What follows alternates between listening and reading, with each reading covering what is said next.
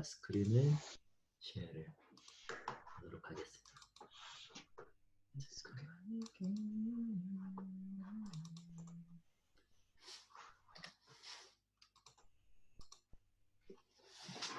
제 스크린이 공유가 됐나요? 잘 보이세요? 아, 네, 감사합니다. 네, 감사합니다. 잠깐만요. 바로 시작하도록 하겠습니다. 자, 이제 사실 지금부터가 우리가 개인 논문, 뭐 그룹 프로젝트도 하나의 논문이라고 얘기할 수 있지만 그건 사실 좀 테크니컬 레포트에 가깝고요. 그 인더스트리 베이스된 어떤 레포트에 가깝고, 반면에 실제로 우리가 지금부터 본격적으로 생각을 해야 되는 게 개인 논문이에요. 사실 논문이라는 단어가 좀 우리한테 좀 무겁게 느껴지긴 하는데, 제가 요번 주까지 그 대학교 4학년 친구들 한 10명을 제가 지도를 했어요. 그 지도를 하면서 느끼는 것 중에 하나가 뭐냐면, 그 논문을 쓰는 데 있어서 어떤 핵심적인 부분들을 잘 모르는 경향이 되게 많더라고요. 이거는 뭐 아시아 쪽 친구들만 그렇게 국한된 건 아니고 전반적으로 그런 부분이 있어요. 그리고 작년에 석사 하셨던 분들의 경우에서도 조금 어떤 챕터에 아니 어떤 내용들을 다뤄야 되는지에 대한 거에 대해서 조금 헤매시는 분들이 많아서 지금 제가 드리는 프레젠테이션이 좀 도움이 됐으면 하는 바람에서 준비를 해봤습니다. 네, 제목은 How to Write a Well Presented Thesis고요. 그 Thesis가 이제 논문이라고 보시면 되겠습니다. 자, 제일 먼저 제가 이렇게 한번 시작을 해볼게요. 그러면 우리가 흔히 자주 이야기하는 이 논문이라는 Thesis는 과연 무엇인가부터 한번 생각을 해봤으면 좋겠어요. 이제 사전적인 의미를 한번 찾아보면 Thesis가 이렇게 되어 있거든요. 자, thesis is a document라고 되어 있죠. Document submitted in support of candidature for the academic degree or professional qualification, presenting the author's research and findings라고 되어 있어요.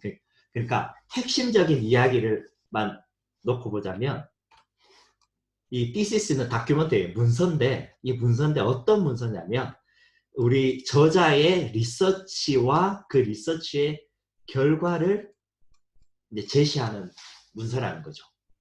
그럼 여기서 우리가 문서라는 거는 뭐 다들 잘 아실 거고, finding이라고 하는 거는 뭐 그 연구 결과라는 거고, 그러면 실제로 우리가 여전히 조금 혼란스러운 게 리서치라고 하는 게 무엇인가에 대해서는 약간의 좀 퀘스천이 남아있죠.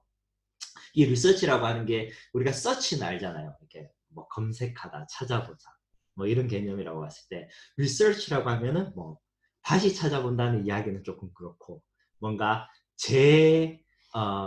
다시 고려한다라든지 아니면은 뭐 깊게 서치를 해본다라든지 뭐 그런 의미라고 보시면 될 것 같아요. 이 리서치가 다시 사전적인 의미로 좀 들어가 볼게요. 그게 뭐냐? 리서치라고 하는 것은 자, systematic investigation이래요. 근데 이 무엇에 대한 current problems, 그렇죠? 그리고 이 problem을 in order to resolve it, 또는 그러니까 풀어내거나 아니면 contribute to resolve it. 그러니까 리서치에는 세 가지 요소가 필요하다는 이야기예요. 무슨 말이냐? 이제 첫 번째 요소, 현재 문제점을 찾아내야 된다. 그 문제점이 있어야 된다는 거죠. 현재 어떤 문제가 있어야 된다는 거고, 두 번째는 이거를 시스테매틱한 인베스티게이션을 해야 된다는 거죠. 그러니까 체계적으로 우리가 조사하고 분석해야 내야 된다는 거. 그게 두 번째 요소고, 세 번째는 그 현재 문제점을 풀어내거나 아니면 풀어내는데 어떤 실마리를 제공해야 된다. 이해가 되시나요? 다시 말씀드리면, 자, 우리가 리서치라고 하면 다시 말씀드려서 세 가지 요소를 항상 생각을 해둬야 돼요. 이 세 가지 요소 중에 하나라도 빠지게 되면 리서치가 안 되는 거예요. 다시 한번 말씀드릴게요. 현재 문제점, 어떤 문제점이 있는지, 두 번째, 이거를 어떻게 체계적으로 분석해내는지, 그리고 그 분석 결과가 어떤 것인지, 이 세 가지를 반드시 하이라이트를 하셔야 됩니다. 그러면 조금 더 이제 구체적으로 그러면 이런 세 가지 요소들을 우리가 어떻게 그 thesis 담아낼 것인지를 살펴보도록 할게요. 자, 제가 하나의 비유적인 그 뭐랄까요, 그 그림을 준비를 했어요. 이게 가령 우리 리서치라고 하는 거를 문을 여는 과정이라고 한번 생각을 해볼게요. 오프닝 더 도어라고 했을 때, 그럼 아까 세 가지 그 요소들이 있잖아요. 그 문제인식, 그러니까 core problem이 무엇인지, 그리고 systematic investigation이 무엇인지, 그리고 또 그 리서치 그 어떻게 리솔브 할 것인지, 요 세 가지를 문을 여는 과정에서 한번 살펴보면 이렇게 변환이 가능할 것 같아요. 자, 첫 번째, core problem은 그러니까 문이 있는데 다양한 문들이 있겠죠. 그 문들을 중에 어떤 문을 열어야 할 것인지에 대한 선택, 그리고 아이덴티피케이션. 무슨 말이냐면 우리가 어떤 연구를 하거나 어떤 길을 가거나 뭐 어떤 상황 속에서 다양한 문제들이 있을 거잖아요. 문제가 한 개일 수는 없잖아요. 아무리 작은 분야라고 할지라도. 근데 그 중에서 특별히 어떤 문, 내가 파고자 하는 문, 그게 무엇인지에 대한 이야기를 다뤄내야 되고, 그리고 그러면 두 번째로는 How are you going to do open? 그러니까 어떻게 열 것인지, 이 문제를 어떻게 풀어갈 것인지, 어떻게 문을 열어낼 것인지에 대한 이야기를 다뤄야 되고, 그리고 이 문을 여는 준비 과정, 그리고 문을 여는 동안, 그리고 열고 난 뒤에 각각 찾아낸 어떤 흥미로운 사실이라든지 어떤 인포메이션, 데이터 같은 것들을 정리해내는 게 마지막에 우리가 뭐라 그러죠? resolve it 하거나 아니면 contributing to resolve it 하는 그런 과정인 거죠. 이해가 좀 되시나요? 네, 그러면 조금 더 우리 구체적으로 다시 다뤄볼게요. 아까 말씀드린 것처럼 이 문을 이제 현재의 문제라고 우리가 인식을 하는 거예요. 그리고 이 열쇠를 어떻게 문을 열 것인지에 대한 뭐 방법이라고 할 수도 있고 솔루션이라고 얘기할 수도 있죠. 자, 요 그 컨셉을 가지고 우리가 다시 한번 thesis,로 넘어가 볼게요. 자, 아까 이야기한 세 가지 요소, 어떤 문을 열 것인지, 그리고 어떻게 열 것인지. 그렇죠? 잠깐만요. 자, 자, 무슨 문을 열 것인지, 그리고 어떻게 문을 열 것인지, 그리고 문을 여는 과정에서 아니면 열고 난 뒤에 우리가 찾은 흥미로운 사실이 무엇인지, 요 세 가지를 우리가 논문에 녹여내야 된다고 얘기했죠. 그러면 그 논문에 녹여내야 되는 이 각각의 포인트들이 그 논문의 스트럭처로 따져봤을 때는 이렇게 된다는 거죠. 이렇게, 이렇게, 이렇게. 조금 다시 말씀드리면 그러니까 무슨 문을 열어야 되는지에 대한 설명은 인트로덕션과 첫 번째 챕터인 인트로덕션과 두 번째 챕터인 aim and objective에서 주로 다뤄져야 되고요. 두 번째로 어떻게 열 것인지, 그러니까 설계도를 그리는 거죠. 우리가 문을 열 때 어떤 식으로 스텝 바이 스텝 프로세스를 짜고 어떤 식으로 접근을 할 것인지, 이런 이야기들은 뭐 어프로치, 그리고 크리티컬 리뷰 아니면 리터러처 리뷰라고 하는 챕터, 그리고 메소돌로지라고 하는 챕터에서 다뤄내야 되고요.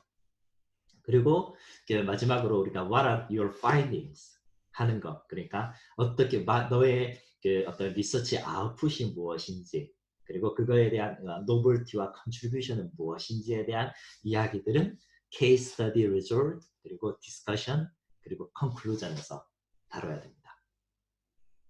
네, 조금 감이 오시나요?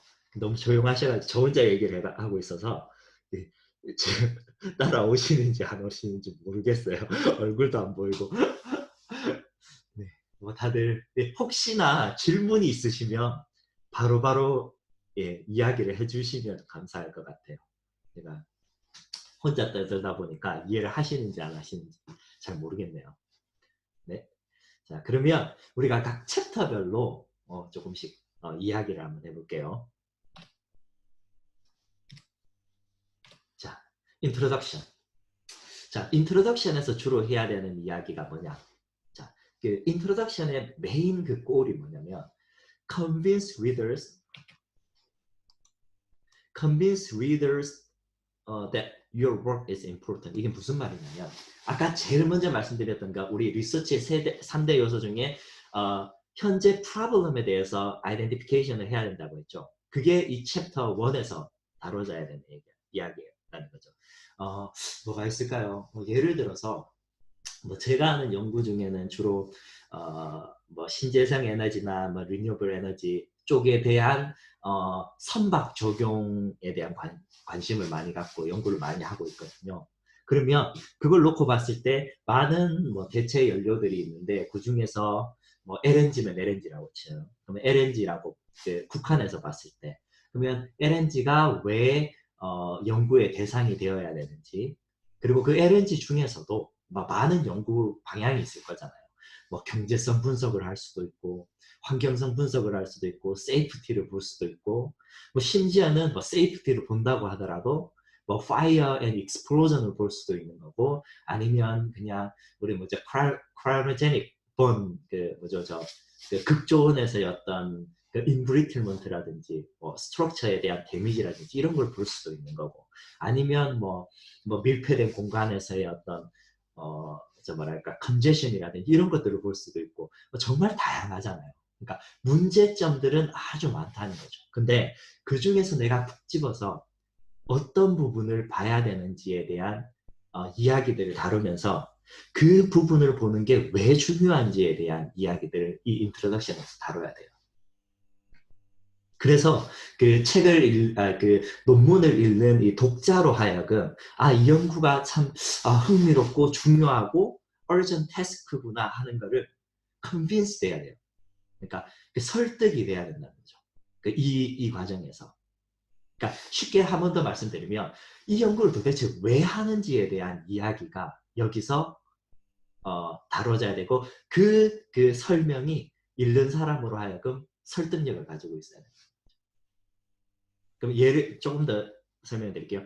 그러니까 LNG가 중요하다는 것도 알겠고 뭐 환경 분석이나 경제 분석이나 세이프티 분석도 중요하다는 것 정도는 알겠는데 왜 하필 그거냐는 거죠. 그 세이프티 중에서도 저 같은 경우에 이제 박사 논문으로 파이어 익스플로전 쪽을 봤거든요. 근데 왜 하필 그쪽이냐? 그러면 그런 이야기들을 다루기 위해서는 약간의 백그라운드 설명들이 필요하겠죠. 뭐 저 같은 경우에는 어떻게 다루냐면 기존의 LNG에 대한 파이어 익스플로전에 대한 분석들이 케미컬 인더스트리에서는 많이 있었지만은 실제로 이게 마린으로 넘어오면서는 아주 뭐랄까 언론 영역이 되었다.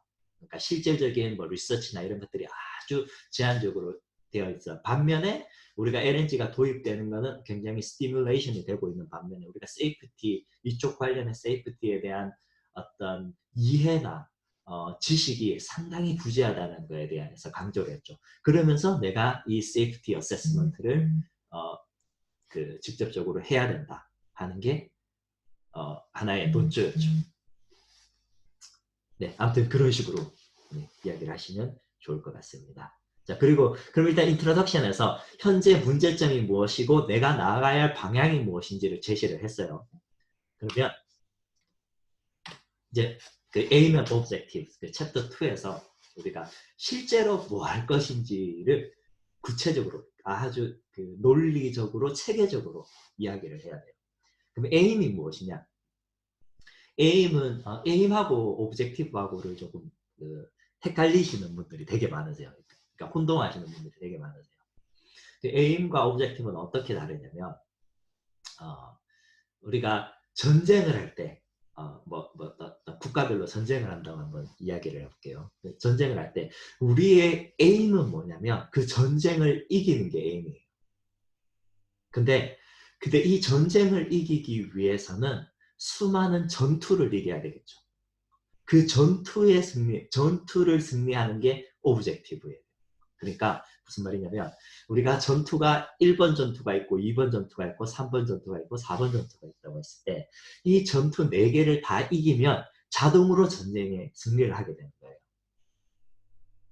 조금 이해가 되시나요? 그러면 그러니까 논문으로 다시 넘어와서 보면 자, 이 문에 대한 이야기를 한번 해볼게요. 자, 우리의 the fundamental aim은 뭐냐면 우리가 선택한 여기에 많은 문 중에 우리가 선택한 문을 열고 그 안을 들여다보는 게 우리의 목적이에요. aim이에요. 그러면 그 에임을 성취하기 위해서 그 목표를 성취하기 위해서 실제로 세워야 되는 스텝들이 있을 거잖아요. 뭐 가령 문이 어떻게 생겼는지 본다든지 아니면 문의 자물쇠가 어떻게 생긴 모양인지 본다든지 아니면 뭐 어떤 식으로 행위를 가한다든지 뭐 그런 스텝별 가이드가 있을 거잖아요. 그 가이드를 이스태블리시 하는 게 오브젝티브라는 거죠. 자, 조금 그러면은 조금 더 구체적으로 설명을 드릴게요. 자, 우리가 제 논문 다시 돌아가서 한번 얘기할게요. 제가 저의 그 논문, 그 LNG 세이프티에 대한 논문의 메인 에임은 뭐였냐면 Contributions to enhancing the safety of LNG fueled vessel이었어요. 그러니까 무슨 말이냐면 LNG 추진 선박의 안전성을 확보하고 높이는 데 기여하는 게 제 에임이었고 이 에임을 성취하기 위한 오브젝티브들이 뭐였냐면 첫 번째는 현재 문제들이 무엇인지에 대한 이해를 하는 거. 두 번째는 그 리서치, 그 세이프티 어세스먼트 방법을 개발해내는 거. 그리고 이 개발된 그 방법들을 실제 LNG 추진 선박들에 적용을 했을 때 그 적용했을 때의 포텐셜 리스크들이 어떻게 되는지를 발견하고 그리고 그거를 줄여내는 거, 미티게이션을 하는 방법을 제안해내는 거, 뭐 이런 것들이었어요. 그러니까 이런 오브젝티브들을 성취를 했을 때 자동적으로 그 LNG 추진 선박의 세이프티가 이넨스가 되는데 기여를 하게 되는 거죠. 조금 이해가 되시나요? 네, 그러면 자 여기서 다시 자 오브젝티브하고 어프로치가 또 달라요. 이 어프로치는 뭐냐? 사실 이 챕터 2와 챕터 3는 하나로 합쳐질 수도 있어요. 그냥 오브젝티브 다음에 바로 어프로치가 나와도 되는데 이 어프로치는 뭐냐면 이 오브젝티브를 성취하기 위한 뭐랄까요? 어프로치라고 해야 되나요? 그 프로세스라고 해야 되나요? 아니면 태스크라고 해야 되나요? 그러니까 태스크라고 하는 게 맞는 것 같아요. 조금 더 쉽게 말씀드리면 우리가 아까 전투를 승리하는 것이 오브젝티브라고 얘기를 했잖아요. 그러면 그 전투를 어떻게 승리할 것인지에 대한 이야기를 다루는 게 이 어프로치예요. 조금 더 와닿게 설명을 드리자면 우리가 우리의 그 연구의 오브젝티브 중에 하나가 뭐냐면 현재의 문제점을 인식하고 리서치 갭을 찾아내는 게 하나의 오브젝티브가 될 거거든요. 그러니까 현재 문제가 뭔지를 제대로 인식하고 제시를 해야지만 실제로 내가 어떤 연구를 해야 되는지가 나오니까. 그러면 이게 오브젝티브라면 이거에 대한 어프로치는 뭘까요? 어프로치는 리터러처 리뷰예요. 그게 어프로치가 되는 거죠. 그러니까 어떤 종류의 리터러처를 어떤 식으로 분석하고 정리할 것인지에 대한 것이 어프로치가 되는 거죠. 이게 다시 한 번 더. 그러면 이제 두 번째 오브젝티브가 있다고 치면 오브젝티브 중에 내가 세이프티 어세스먼트 모델을 개발을 하는 게 하나의 오브젝티브다. 그게 이제 그러니까 이펙티브한 모델을 개발을 하는 게 내가 두 번째 오브젝티브다라고 했을 때 그럼 이 어프로치는 뭐냐면 이 개발을 하기 위해서 내가 어떤 데이터들을 사용하고 어떤 기존의 모델들을 접근을 해서 어떻게 인테그레이션을 하고 어떤 방법으로 이 인핸스된 모델을 만들어낼 건지에 대한 구체적인 태스크를 이야기를 하는 게 어프로치가 되는 거죠.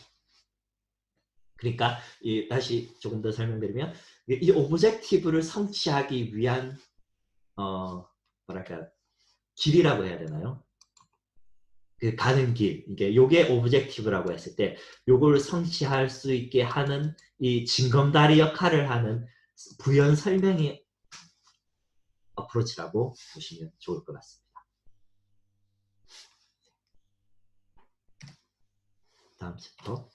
네, 그러면 이제 크리티컬 리뷰, 그러니까 리터러처 리뷰 또는 크리티컬 리뷰라고 이야기를 하는데요. 이 부분에서 사람들이 가장 많이 헷갈려 하세요. 어, 주로 여기서 다뤄야 되는 부분이 무엇인지에 대해서 많이 혼돈을 하세요. 근데 실제로 이 크리티컬 리뷰가 상당히 중요해요. 어떻게 중요하냐면 현재 본인들의 우리 학생들의 논문이 얼마나 노벨티가 있고 얼마나 필요성을 가지는지를 여기서 증명을 해주거든요. 무슨 말이냐면 이 크리티컬 리뷰의 펀더멘털한 꼴이 뭐냐면 여기 적혀있네요. 볼까요? 자, reveal the current limitations and finding ways to improve them. 이게 무슨 말이냐면 자, 크리티컬 리뷰의 가장 그러니까 기본적인 프로세스가 뭔가요? 기존의 이렇게 past research를 우리가 리뷰하는 거잖아요. 앞에 사람들이 어떤 연구를 했는지. 그렇죠. 내가 조금 다시 말씀드리면 우리가 아까 문을 선택을 했어요. 잠시만요. 이게 뭐지? 제가 이게 왜 40분밖에 안 되지?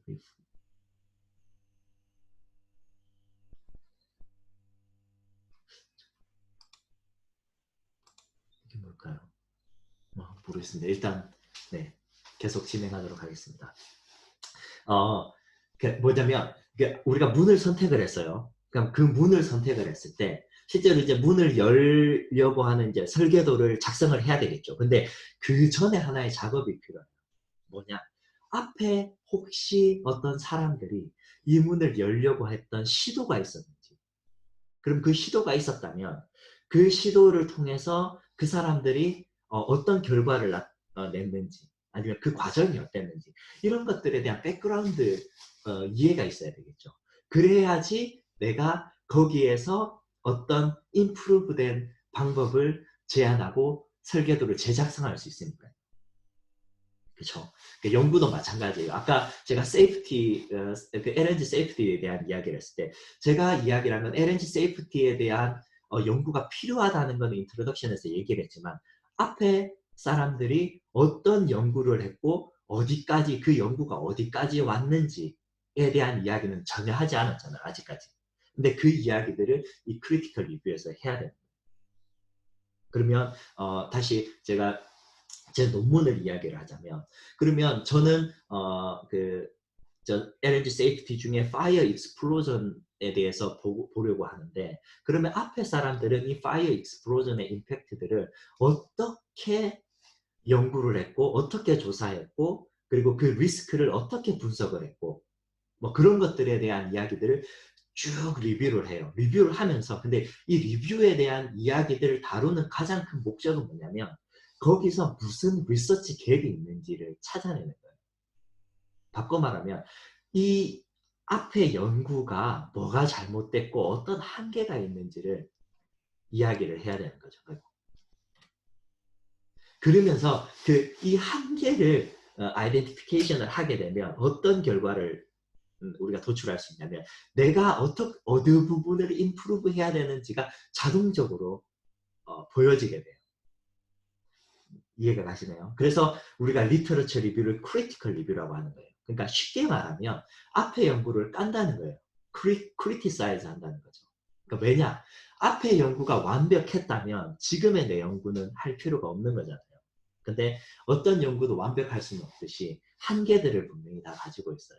그래서 앞에 연구들을 다 컬렉션해서 하나하나 리뷰해서 살펴보면 그런 이제 어떤 공통적인 한계들이 있을 거란 말이죠. 그 한계 부분을 내가 어떻게 파고들어서 조금이라도 컨트리뷰션을 해낼 수 있는지에 대한 이야기들을 매일 중점적으로 다뤄야 된다는 거죠. 좀 이해가 가시나요? 그래서 크리티컬 리뷰의 결론은 뭐가 돼야 되냐면 내가 어떤 연구들을 관련된 이쪽 분야의 연구들을 쭉 살펴봤더니 이런 경향이 있고 이런 스코프를 가지고 있더라. 근데 그럼에도 불구하고 이런 부분에 대해서는 아주 빈약하거나 아니면 뭐 연구된 사례가 없거나 뭐 그렇다. 근데 이 부분이 중요한 만큼 내가 이 부분에 대해서 그러니까 집중적으로 한번 연구를 해보도록 하겠다라고 하는 이런 이야기들이 나와야 된다는 거죠. 크리티컬 리뷰의 결과는. 그렇죠? 그러면 자연스럽게 이 연구를 왜 해야 되는지에 대한 이야기가 서게 되죠. 그러면서 더불어 뭐가 나오게 되냐면 내가 지금 다음 챕터에 나오는 메소돌로지를 왜 개발해야 되는지에 대한 이야기도 자연스럽게 넘어가게 돼요. 앞에 다뤘던 방법론, 그러니까 어프로치들이 어떤 한계들을 가지고 있기 때문에 그 한계들을 극복하거나 조금이라도 이펙티브하게 임프루브할 수 있는 방법을 내가 다음 챕터인 이 메소돌로지에서 다루는 거죠. 그러니까 다시 말씀드리면 우리가 문을 여는데 그 앞에 사람들이 이 문을 열다가 실패를 했어요. 뭐 열었을 수도 있겠지만 뭐 실패를 했다고 가정을 했으면 그러면 이 사람들이 어떻게 실패를 했는지에 대한 것을 분석을 했어요. 그리고 이 사람들이 이래서 실패를 했구나라고 하는 걸 찾았다고 쳐요. 그러면 이 실패를 극복할 수 있는 하나의 새로운 설계도가 필요하잖아요. 그죠? 그 설계도를 여기서 작성을 하는 거예요. 뭐 굳이 이제 설계도가 잘못됐다라고 할 수도 있지만 아예 설계도가 없었을 수도 있죠. 그러니까 크리티컬 리뷰를 통해서 봤을 때 이 문은 어느 누구도 건드려 본 적이 없다. 그래서 내가 최초로 한번 설계를 해보겠다라고 뭐 그렇게 선언을 하셔도 상관은 없을 것 같아요.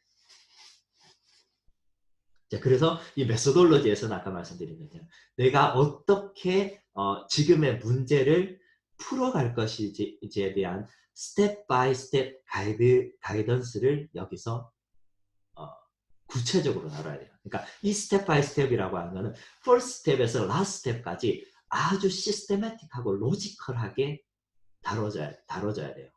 첫 번째 스텝에서 내가 무엇을 할 것이고 세컨드에서 뭐하고 세 번째에서 뭐하고 마지막에서 어떻게 할 것이다. 그러니까 말 그대로 설계도 본 거죠. 그러면 내가 이 설계도면을 봤을 때 이게 누구든지 간에 이 설계도를 따라하면 이 문을 여는 각각의 스텝들을 실행을 할 수 있게 되는 거죠. 그리고 이 설계도가 완성이 되게 되면 이 모델이 이 설계도가 바로 넥스트 챕터 케이스 스터디에 적용이 되게 되는 거예요.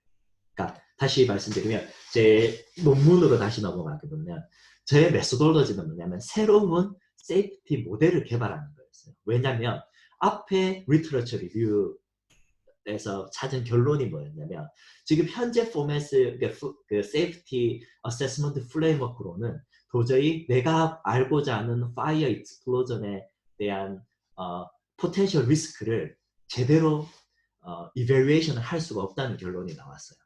그렇기 때문에 나는 새로운 모델을 개발을 해야 돼요. 그 모델은 현재 가지고 있던 모델들의 한계를 이제 극복해내는 거였죠. 그 모델을 그럼 어떻게 디자인 되는지에 대한 이야기가 이 메소돌로지 챕터에 담겨져 있게 되고 그러면 이제 그 설계도가 여기에 담겨져 있으면 실제로 케이스 스터디가 이 설계도에 따라서 진행이 되게 되죠.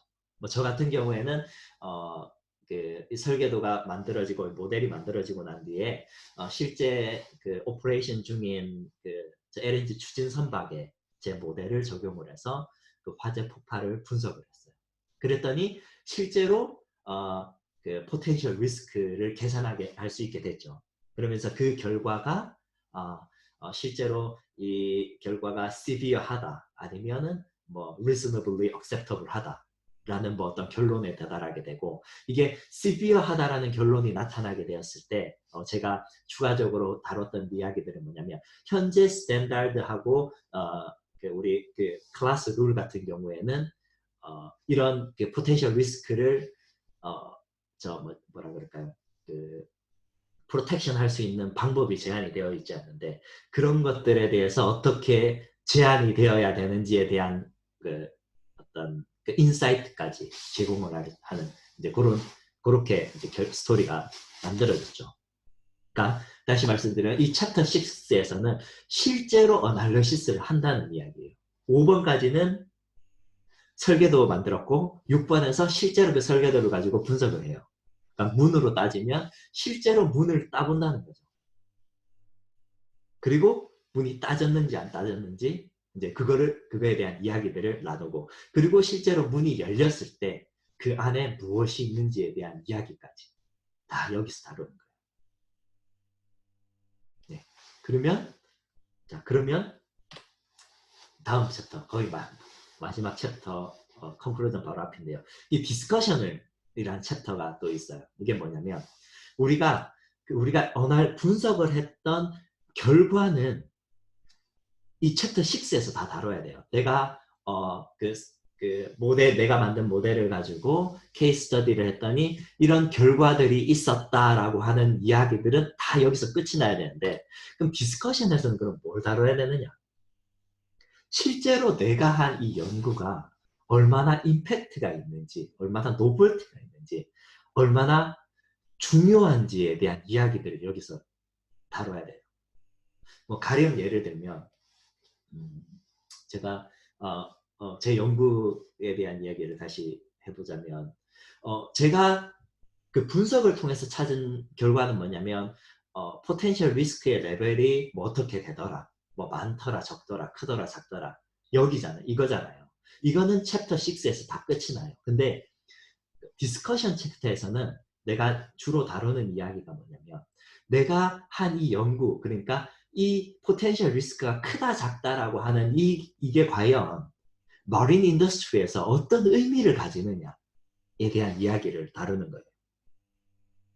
그러니까 내가 한 이 연구라는 행위가 과연 우리 전체 퍼블릭 인터레스트에 얼마나 기여를 할 수 있는지에 대한 이야기들을 여기서 다뤄야 되는 거죠. 그러니까 이제 이런 퀘스천에 대한 답이라고 보시면 좋을 것 같아요.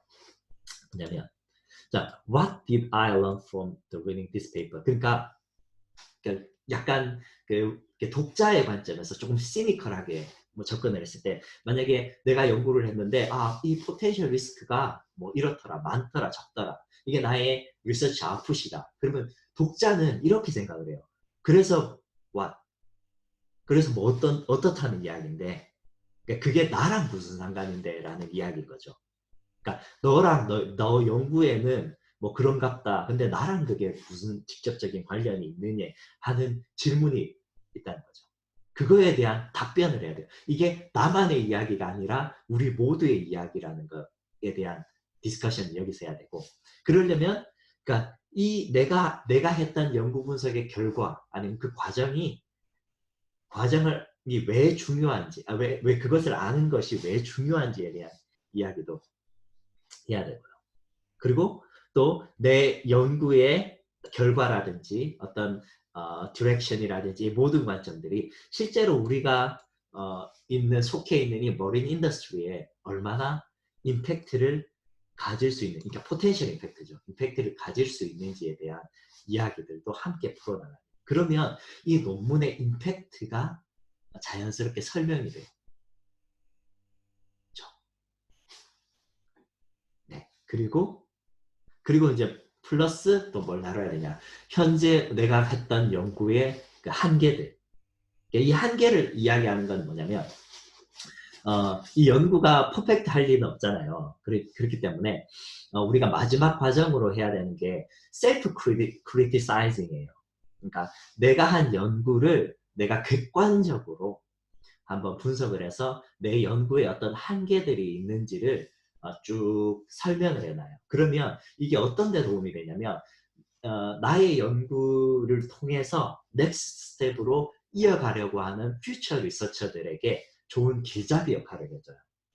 그러니까 내 연구의 한계를 보여줌으로 인해서 그 사람들이 넥스트 스텝으로 어떻게 풀어나갈지, 어떻게 컨트리뷰션을 해야 될지에 대한 아주 뭐랄까 클리어한 가이드가 생기게 되는 거죠. 그러니까 하나의 리터러처 리뷰의 서머리가 마지막 디스커션에 남게 된다는 거죠. 그렇죠? 그리고 마지막 컨클루전. 자, 컨클루전에서는 뭘 다뤄야 되느냐? 우리 아까 기억나시나요? 그 챕터 2에서 aim and objectives 했잖아요. 그 objectives의 결과를 다 다뤄야 돼요. 그게 뭐냐? 첫 번째, 우리가 Objective 1이 Identification of Research Gap이었잖아요. 그러니까 현재의 문제점의 어떤 리서치 갭이 무엇인지를 확인하는 게 Objective였잖아요. 그러면 그 결과가 여기에 적혀야 되는 거예요. 1번에 대한 결과, 오브젝티브의 결과. 뭐 내가 리서치 크리티컬 리뷰를 했더니 어떤 부분이 리서치 리미테이션이었고 그래서 어떤 부분이 더 임프루브 돼야 되는지가 발견되었다. 이렇게 표현이 돼야 되는 거죠. 컨클루전. 두 번째 같은 경우에는 내가 오브젝티브 2가 뭐 effective assessment 모델을 개발하는 거였잖아요. 그러면 그 결과, 컨클루전은 뭐냐? 내가 개발을 했고 그 개발한 게 어떤 식으로 표현이 됐다. 뭐라고 하는 게 두 번째 결과가 되고 그리고 그 모델이 effective하게 effective하다는 게 demonstration 됐다는 거. 그게 이제 결론이 되는 거죠. 그게 케이스 스터디를 통해서. 그러면 이제 세 번째는 실제로 어떤 이 현재 문제점을 그 인베스티게이션 했을 때 그 파인딩이 무엇인지를 찾아내는 게 또 오브젝티브였다면 그 찾은 결과를 여기다가 표현을 해야 되는 거죠. 그 분석을 했더니 이런 결과가 있었다. 예를 들면 나에게 이제 포텐셜 뭐 리스크, LNG 리스크는 뭐 레벨이 어땠다, 저땠다. 그러니까 그게 여기에 나와야 되는 거고. 그리고 마지막으로 뭐 그 전체적인 리서치의 어떤 레코멘데이션이나 뭐 퓨처 스터디에 대한 가이드라인이나 뭐 그런 이야기들을 또 마지막에 다뤄줘야 돼요. 그렇습니다. 그러면은 그 요약을 해보면 그 논문이라는 게 상당히 시스테매틱하다라고 그 이해가 되시나요? 먼저 우리가 그 세 가지 요소를 세우고 그 세 가지 요소를 풀어내야 되는데 그때 하는 게 에임을 먼저 세우고 그 에임을 어치브하기 위한 오브젝티브들을 세우고 그 오브젝티브들을 풀어내기 위한 어프로치가 어떤 것인지를 또 세우고 그리고 실제로 그것들을 그 모델링하고 분석하고 난 뒤에 마지막에 결론에서는 그 오브젝티브들이 어떻게 컴플리시 됐는지를 서머리하는 거. 그러면 아주 논리적으로 스트럭처가 되죠. 이해가 되시나요? 네, 마지막입니다. 예. 그 논문이라는 게 뭐냐면 어떤 돌을 쌓는 거라고 보시면 좋을 것 같아요. 내가 그 첫 돌을 쌓을 리는 없을 거고 어떤 기존의 어떤 연구들이 쭉 나의 분야에 어떤 연구들이 쭉 있었는데 그 중에 내가 아주 작은 돌멩이 하나를 그 위에 얹는다고 생각을 하는 거죠. 그러면 나의 연구가 어떤 역할을 하냐면 작은 컨트리뷰션이 되는 거죠. 거기다가 나중에 다음 스텝으로 넥스트 리서처가 나의 어떤 돌 위에 또 다른 조그만 돌을 얹으면서 그게 우리의 리서치의 어떤 그 컨시스턴시라고 하죠. 그러니까 쭉 이제 디벨롭이 되게 되면서 나의 연구가 하나의 브릿지 역할을 할 수 있게 되는 그런 좋은 결과를 가지게 될 거라고 생각이 됩니다. 네, 일단은 프레젠테이션은 여기까지예요. 잠깐만요. 네, 혹시 질문 있으신가요? 그리고 제가 약간의 몇 가지 그 연구 그 적혀 있는 그 케이스 뭐라 그러죠? 디시스를 몇 가지 가져와 봤는데 그것도 한번 설명을 드리도록 하겠습니다. 근데 그 전에 혹시 질문 있으면 질문부터 한번 받을게요. 다들 듣고는 계시나요? 잘 듣고 있습니다. 네, 네, 감사합니다.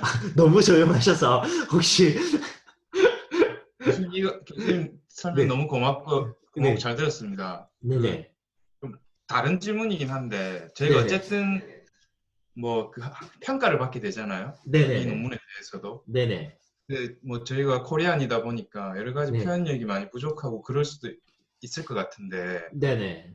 그런 것도 어떤 평가 항목의 요소가 되는 건지 뭐 아, 평가는 또 뭐 어떻게 이루어지고 음. 좀 그런 게 약간 좀 궁금합니다. 아, 그럼 네. 진짜 50점도 못 받는 사람이 있는지 음. 있었는지 그거는. 아, 오케이. 아, 그러면은 제가 그럼 요 지금 제가 요 그 thesis 대한 스트럭처를 마무리하고 그거에 대한 이야기를 조금 더 깊게 다루도록 할게요. 어떻게 평가를 하는지에 대한 이야기를. 괜찮겠습니까? 예, 네, 알겠습니다. 알겠습니다. 그러면 요걸 먼저 스트럭처 마무리할게요. 그러면 제가 앞에 쓴 논문들도 좀 찾아봤어요. 봤는데 진짜 불행하게도 완벽한 논문이 없더라고요. 그러니까 정말 이 논문은 진짜 퍼펙트하게 스트럭처가 잘 돼 있다라고 하는 논문들이 없었어요. 심지어는 제 논문 역시도. 왜냐하면 제가 이 논문을 쓸 때만 해도 이런 가이드를 해주시는 분이 없었어요.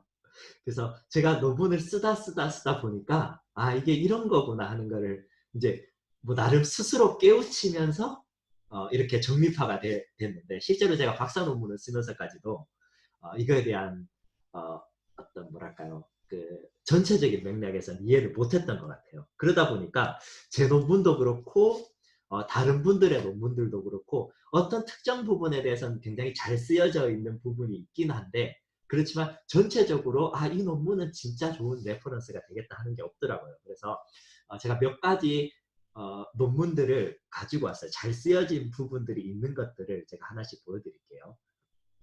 첫 번째 우리 인트로덕션 이야기할 때 인트로덕션은 작년에 쓰셨던 그 현대중공업 황상수 과장님이 나름 괜찮게 쓰셨어요.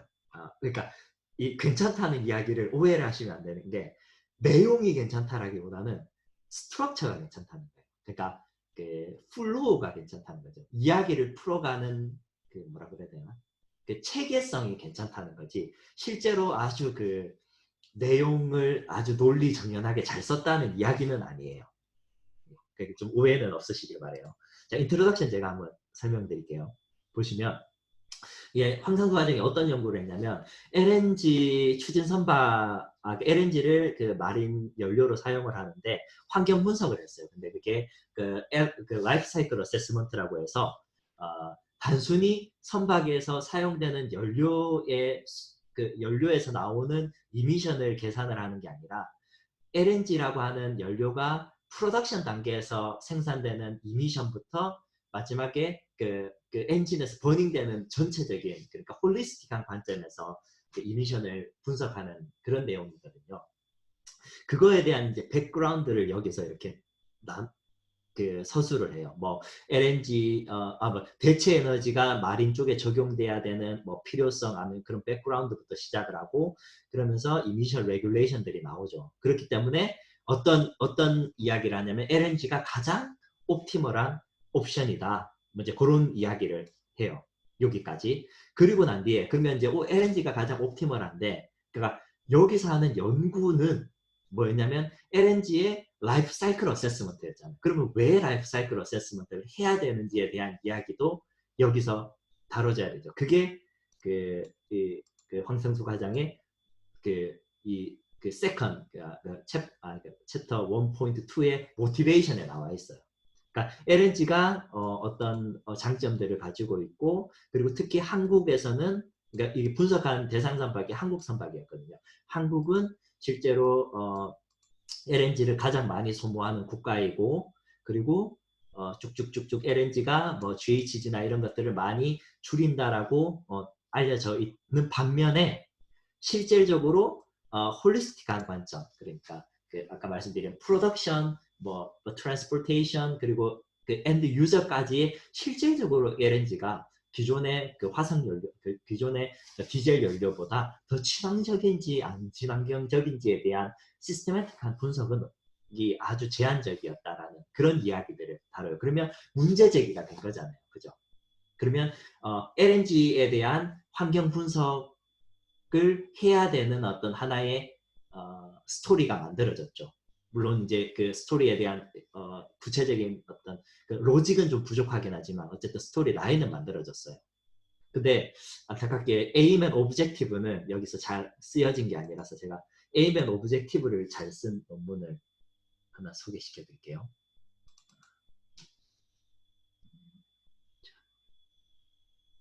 한번 볼까요? 자, 요거는 누구 논문이냐면 작년에 우리 삼성중공업의 박무기 차장님 논문인데요. 이분은 뭐냐면 이분들 라이프 사이클 어세스먼트인데 근데 뭘 하셨냐면 우리 선박 그 옵쇼였던 것 같아요. 옵쇼 그 우리 저 데크 쪽에 그 전기 배선을 하는데 다양한 그 루트가 있을 수 있잖아요. 뭐 엔진룸에서 저기 저 선수까지 어떤 가는 그 케이블 레일을 하는데 어떻게 하면 코스트 이펙티브하고 친환경적으로 설계를 할 수 있는지에 대한 모델을 만들고 뭐 그걸 계산해 보는 거였어요.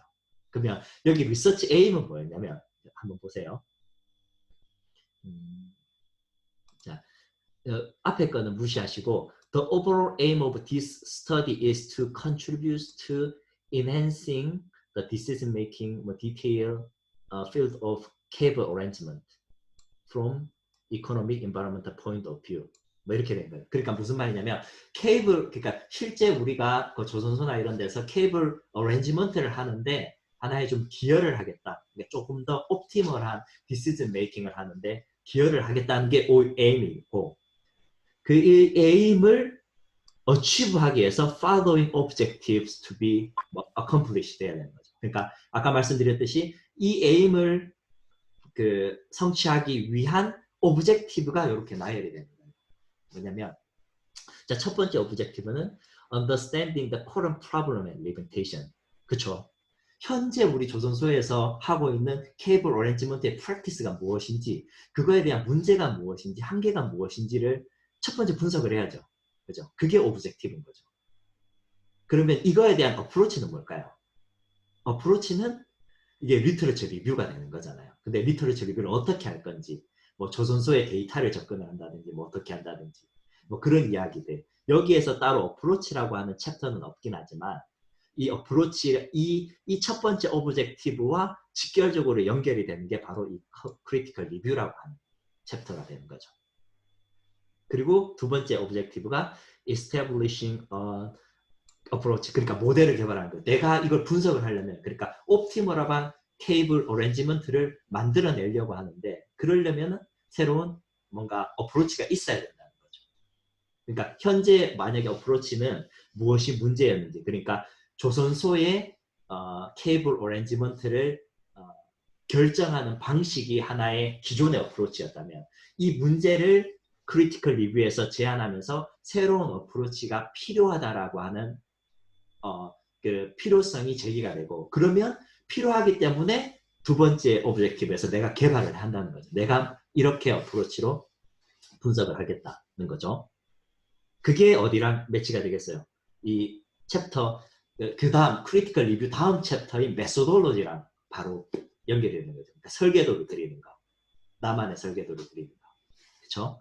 그리고 설계도가 만들어지면 실제로 이 설계도를 뭐 케이스십에 적용을 해보는 거죠. 뭐 케이스십은 뭐 어떤 선박이든 상관이 없어요. 그냥 내가 생각하는 가장 뭐 현안에 있는 선박을 선택을 해서 그걸 적용을 해보는 거죠. 그러면 그 결과가 분석 결과가 아웃풋이 되는 거죠.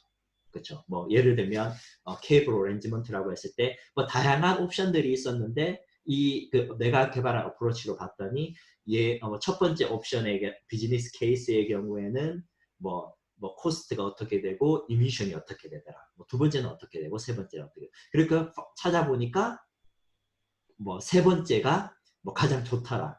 근데 보니까 근데 우리 조선소에서는 뭐 첫 번째 옵션이 지금까지 가장 좋다고 이야기를 했고, 그래서 그걸 하나의 스탠다드로 하고 있었는데 나의 분석 결과를 봤더니 1번이 아니라 3번이었다. 뭐 이런 결과가 나왔어요. 그러면 이제 그게 하나의 새로운 파인딩이 되는 거죠.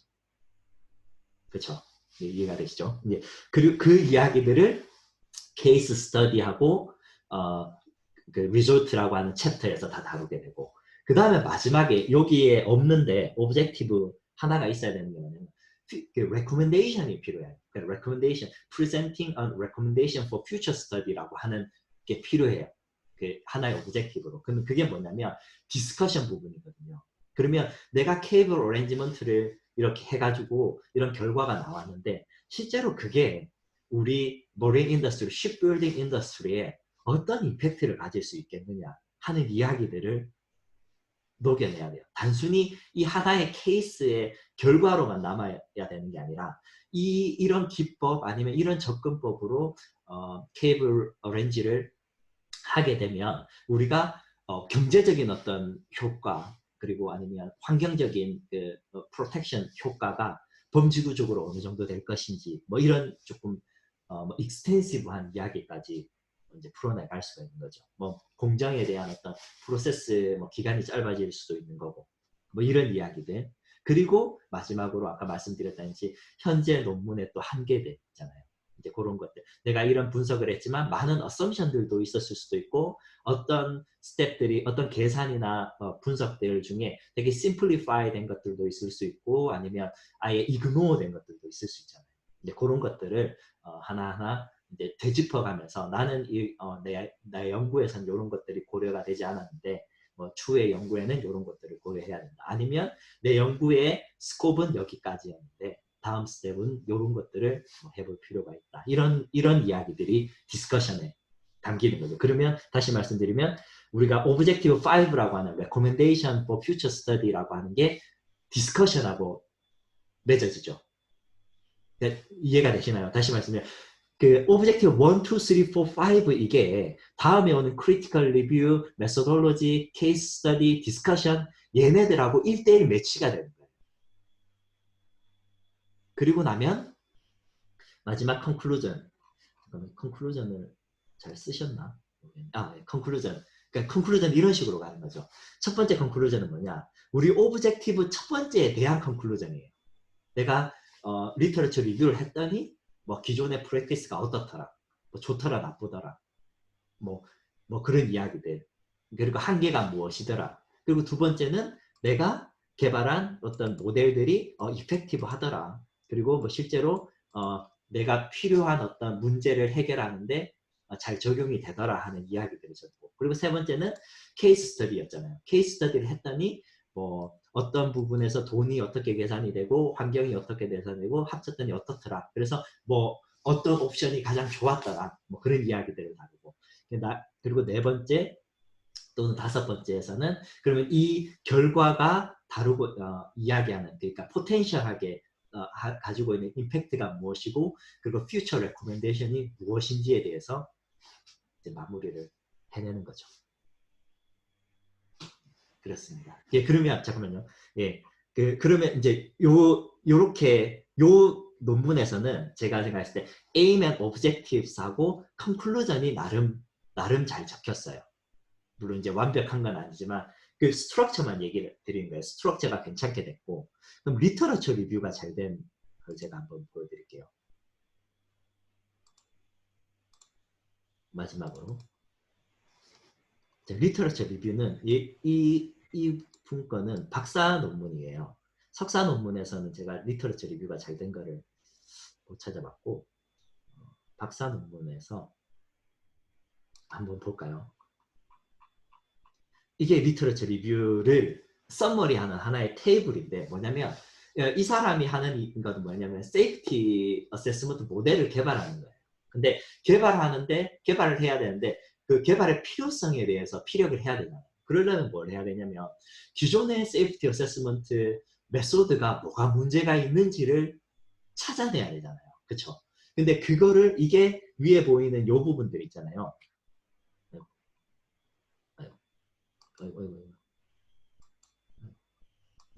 그러니까 요 부분들 얘네들이 기존의 메소드예요. 세이프티 모델들이고 이 부분들이 평가 항목이에요. 그랬더니 기존의 모델들을 쭉 갖다가 내가 그러니까 필요한 평가 항목들에 대해 적용을 했더니 뭐 완벽한 건 없었죠. 완벽한 건 없었고 뭐 장단점들이 쫙 분석이 됐죠. 한눈에. 근데 그러니까 이 테이블이 그러면은 어떤 거를 뒷받침해 줄 수 있냐면 내가 새로운 모델을 조금 더 임프루브된 모델을 개발에 대한 필요성이 있다라고 하는 하나의 에비던스가 되는 거죠. 증거 자료가 되는 거죠. 그러니까 이게 모델에 대한 거고 한 가지 더 있습니다. 자, 요거는 뭐냐면 앞에 그 다양한 모델들을 가지고 연구한 사람들이에요. 이 사람들은. 그리고 그 사람들의 연구가 뭐 어떤 그 특징들을 가지고 있었는지, 뭐 장단점에 대해서 이렇게 또 하나로 분석을 해냈죠. 그러면 이제 결과적으로 이 테이블을 통해서 하고 싶은 이야기도 뭐냐면, 앞의 연구들은 전체적으로 봤을 때 뭐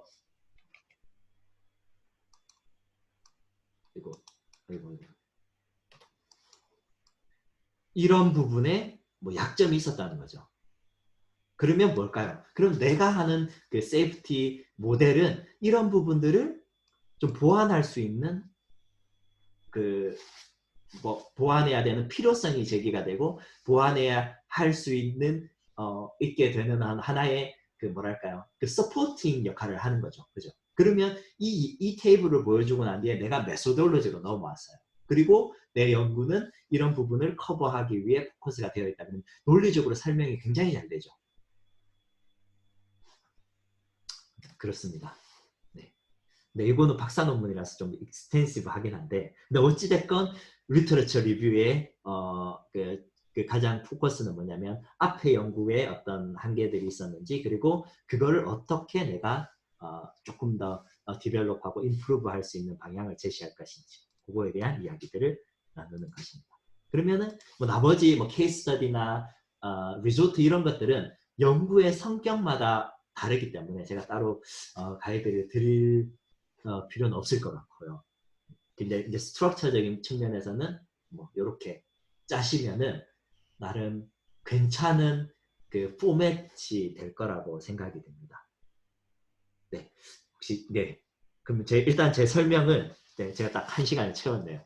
여기까지 하도록 하겠습니다.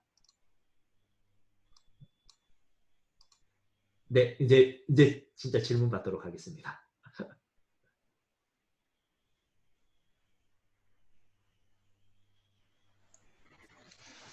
논문 작성을 할 때요. 네네.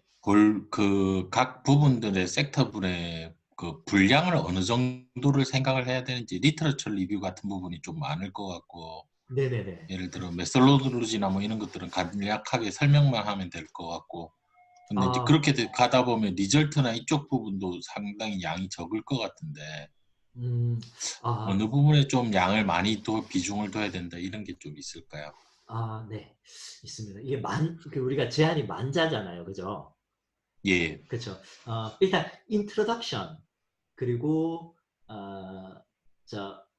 인트로덕션은 제 생각에는 한 2장에서 한 3장 정도, 많으면 3장 정도면 충분할 것 같고요. 그리고 그 aim and objectives 요거는 그냥 한 장에 다 표현이 가능할 것 같아요. 그렇죠. 아까 보셨던 것처럼 간단하잖아요. 그러니까 딱 그 선언을 하는 거잖아요. 나의 연구의 뭐 aim은 무엇이고 objective는 무엇이다. 그리고 거기 밑에 이제 approach 그러면 이 objective를 어떻게 풀어갈 것인지에 대한 아주 간략한 설명 정도만 있으면 되니까 뭐 한 장 정도면 될 거고 리터러처 리뷰 같은 경우에는 한 많으면 한 10장 정도 하시면 좋을 것 같아요. 한 10장 정도. 뭐 실제로 리터러처 리뷰가 상당히 중요해요. 왜냐하면 이 리터러처 리뷰가 부실하면 어떤 느낌을 갖게 되냐면 이 리서처가 백그라운드 스터디에 대해서 제대로 이해를 하고 썼을까 하는 의구심이 들어요. 뭐 예를 들어 우리가 리터러처 리뷰가 없다고 하고 바로 메소돌로지로 넘어오게 되면 앞에 이 메소돌로지가 왜 개발이 되어야 되는지에 대한 설명이 없잖아요. 근데 그 설명이 그게 설득력을 갖기 위해서 리터러처 리뷰가 필요하죠. 근데 리터러처 리뷰를 우리가 되게 브리프하게 하게 되면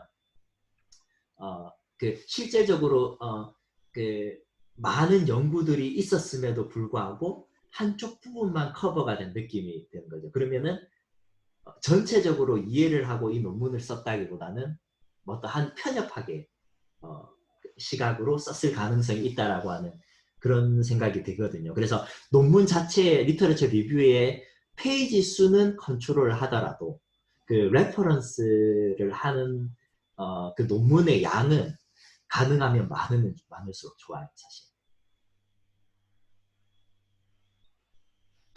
네, 그리고 이제 메소돌로지가 짧으면 안 돼요. 메소돌로지는 그 아주 중요해요. 그러니까 이게 얼마나 중요하냐면 핵심이라고 보시면 돼요. 논문의 꽃이라고 보셔야 돼요. 이게 무슨 말이냐면 우리가 그 논문을 쓸 때 가장 중요하게 보는 게 메소돌로지예요.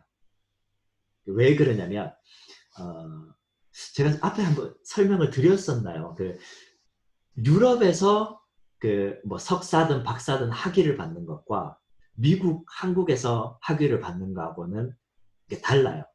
어떻게 다르냐? 가령 이제 PhD라고 할게요. PhD 이제 박사 학위를 받으면 미국이나 한국에서 박사 학위를 받게 되면 우리가 어떻게 생각을 하냐면 그 분야의 전문가라고 생각을 해요. 뭐 예를 들어 제가 세이프티 어세스먼트를 했어요. 그 LNG에. 그러면 사람들이 닥터 정은 LNG 세이프티의 전문가다라고 생각을 해요. 근데 그 유럽 쪽에서 박사학위를 받게 되면 그렇게 생각을 안 해요. 어떻게 생각을 하냐면 이 사람은 그 혼자 연구를 할 수 있는 능력을 갖춘 사람이구나라고 생각을 해요. 이게 어떤 차이에서 오는 거냐면 메소돌로지를 얼만큼 중요하게 생각하느냐의 차이예요. 그러니까 결과적으로 다시 말씀드리면 미국이나 한국의 논문의 그 키포인트는 뭐냐면 내가 마지막에 리졸트와 컨클루전이 실질적인 어떤 컨트리뷰션이 있는지 새로운 파인딩이 있는지 거기에 포커스가 잡혀 있어요. 그러니까 리졸트하고 컨클루전에 포커스가 잡혀 있는 반면에 유럽 쪽은 메소돌로지에 포커스가 잡혀 있어요. 어떤 어프로치를 통해서 현재 문제를 풀어가려고 했는지 그 메소돌로지에 신선함이 있는지 없는지를 봐요.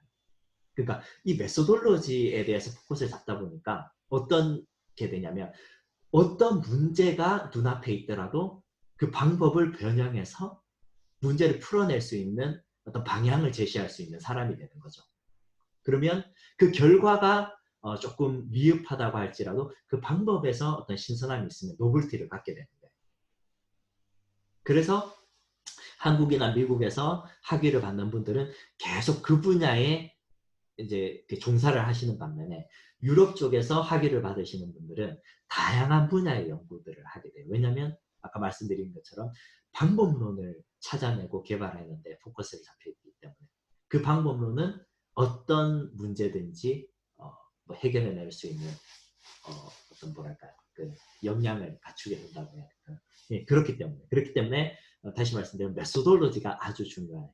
메소돌로지에서 스텝 바이 스텝으로 어떻게 케이스 스터디를 해나갈 건지 그런 것들을 자세하게 다루시면 좋아요. 물론 뭐 그렇다고 해서 양이 엄청 방대해질 수는 없겠죠. 근데 제 생각에는 아무리 적어도 뭐 한 5장에서 한 10장 정도는 할애를 하셔야 된다고 생각을 해요. 그리고 이 메소돌로지가 설계도가 제대로 작성이 되게 되면 케이스 스터디에서는 그냥 대상 선박이나 아니면 대상 대상 시스템을 설명하고 그리고 그 시스템에 내가 이야기했던 메소돌로지를 적용했더니 그 결과 그러니까 그래프라든지 아니면 뭐 테이블들 있잖아요. 그런 것들을 보여주고 거기에 대한 결과값들을 디스커션 하시면 되죠. 물론 사실은 이 챕터가 가장 양이 많을 거예요. 왜냐면 다루고 있는 그래프나 이런 것들이 많다 보니까. 그래서 이제 그 부분들을 많이 디스커션을 잘 해주셔야 되고 케이스 스터디에서 그 부분의 분량은 아마 한 10장보다 더 넘어가지 않을까요? 한 10장, 15장 정도 될 것 같고 그 다음에 이제 디스커션 있잖아요. 디스커션 부분은 아까 말씀드린 대로 이 연구의 노벨티가 뭔지 그리고 컨트리뷰션이 어떤 것인지 그리고 한계가 무엇인지 요거는 한 장 반에서 한 2장 정도 딱 적어주시면 좋을 것 같고 그리고 마무리 컨클루전은 한 장 안에 딱 그러니까 블랙 포인트처럼 내가 오브젝티브 1이 이거였는데 이거는 이렇게 확인됐고 이렇게 됐다. 이 오브젝티브 2는 이거는 이렇게 확인됐다. 3번은 이렇게 됐다. 그래서 말씀드렸죠. 오브젝티브가 클리어가 되면 자동으로 에임이 컴플릿이 된다. 그러면 이제 끝이 나는 거죠. 그럼 아주 논리적인 스트럭처가 된다고 생각을 합니다. 감사합니다. 네, 네, 네. 그리고 아까 저기 조상찬 차장님이 그 여쭤보신 거 제가 한번 답변 드릴게요. 그 논문을 쓸 때 사실은 평가를, 그러니까 제가 현실적인 이야기들을 다룰게요. 평가를 할 때 그 교수들에 따라서 상당히 결과가 좀 달라요. 많이 차이가 나요. 첫 번째는 뭐냐면 그 지도 교수나, 그러니까 이게 일단 평가를 받을 때 두 분이 평가를 하실 거예요. 본인의 지도 교수와 그리고 인터널 리그제미너, 그러니까 우리 다른 그 스태프들 중에 한 분이 같이 공동으로 평가를 할 때요. 그분들의 어그리드 아니다. 그 두 분의 점수의 평균이 아마 결과로 나가게 될 거거든요. 근데 이 사람마다 그 평가, 어떤 사람은 되게 좀 뭐라 그러죠, 이렇게 제너러스하고 어떤 사람은 되게 스트릭하잖아요. 거기서 오는 그 편차가 꽤 커요. 제 생각에는 크게 한 10점까지도 날 수 있다고 생각해요. 같은 논문에 이 사람이 평가를 했을 때는 뭐 60점인데 저 사람이 평가했을 때는 한 70점이 된다. 진짜 그럴 수 있다고 생각을 해요. 이제 그거는 일단 사람의 성향이기 때문에 복불복인 거고. 근데 그럼에도 불구하고 좋은 논문은 좋은 평가를 받을 가능성이 있는 거예요. 근데 여기서 제가 왜 스트럭처를 그렇게 강조를 했냐면 이런 경우 때문에 그래요. 실제로 이제 논문을 작성을 하실 거잖아요. 하시고 나셨을 때 이게 이 연구 뭐죠, 저 지도 교수나 아니면 인터널 이그제미너가 우리 학생들의 논문을 제대로 이해를 하고 있을 가능성은 그렇게 많지 않아요. 안 그럴 수도 있고 그럴 수도 있어요. 이제 뭐 구조 해석이나 아니면 뭐 CFD 같은 경우에는 지도 교수들이 아마 잘 알 가능성이 있어요. 근데 그게 아니라 뭐가 있을까요? 뭐 약간은 좀 새로운 분야라든지 좀 남들이 잘 모르는 분야라든지 이런 쪽을 하게 되면 지도 교수가 잘 모를 가능성이 높아요. 그런 경우에는 이 연구의 노벨티가 사실 잘 안 와닿거든요. 그때 그 지도 교수는 어떻게 평가를 하냐면 이게 감각적으로 이 논문의 골격이나 구조나 어떤 논리나 이런 것들이 얼마나 그 클리어하고 깔끔한지가 가장 먼저 눈에 들어와요. 그러니까 예를 들면 이제 논문 자체가 이 포매팅이나 이런 모든 부분이 퀄리티 자체가 상당히 완성도가 높아 보이면 기본적으로 점수가 베이스가 높다는 거죠. 이제 아무리 그럼에도 불구하고 좋은 논문은 뭐 포맷이 아무리 엉망이라도 뭐 좋은 논문이긴 하겠지만, 근데 어찌됐건 우리가 평가를 할 때 가장 첫 번째 보는 게 그 첫인상, 그 논문이 어떤 형태로 작성이 되어 있는지, 얼마나 깔끔하고 그 정돈이 잘 되어 있는지가 제일 먼저 눈에 들어오고, 그게 어떤 first impression이라고 그러죠. 그게 마킹을 하는데 꽤 많은 영향을 미쳐요. 이제 그렇고, 그리고 이제 그 스트럭처에 따라서 이야기를 하다 보면 이야기가 스토리텔링이 돼요. 읽다 보면은 제가 아까 말씀드린 대로 따라가다 보면 그 논리적으로 그 연결이 되기 때문에 모르는 사람들도 좀 이해를 하기가 좀 쉽게 된다고 생각을 해요. 그래서 지도 교수나 인터넷 이그제미너들도 조금 더 캐치업이 좀 더 쉬워지는 거죠. 만약에 스트럭처가 좀 망가진 상태에서 연구를 제안을 하게 되면 이 사람들이 이게 따라가지를 못해요. 내가 모르는 분야다 보니까. 그렇게 되면 조금 알쏭달쏭한 부분들이 많아지는 거죠. 그렇습니다. 네, 이 답변이 됐을까요?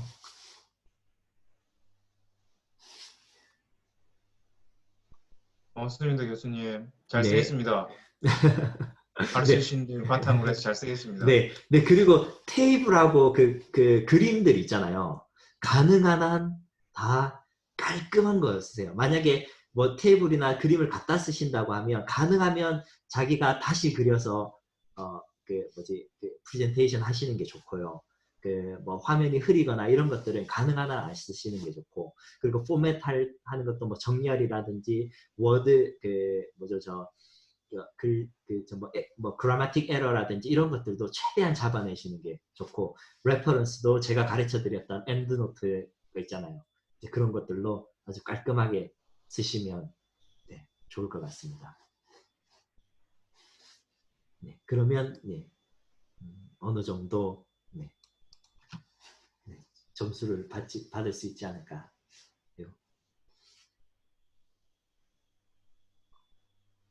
네, 혹시 다른 질문 있으세요?